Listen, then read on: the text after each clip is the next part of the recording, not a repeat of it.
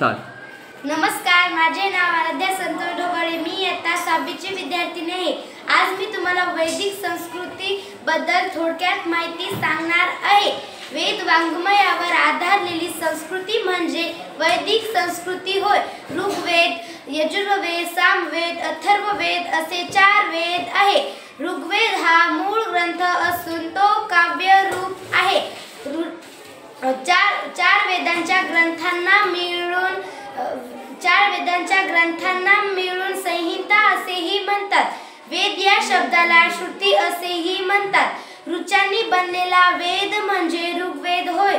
ऋचा म्हणजे स्तुती करण्यासाठी रचलेले पद्य आहे। अनेक ऋचा एकत्र गुंफून एखाद्या देवतेची स्तुती करण्यासाठी तयार केलेल्या काव्याला सूक्त असे म्हणतात। यजुर्वेद संहितेमध्ये यज्ञात म्हटले जाणारे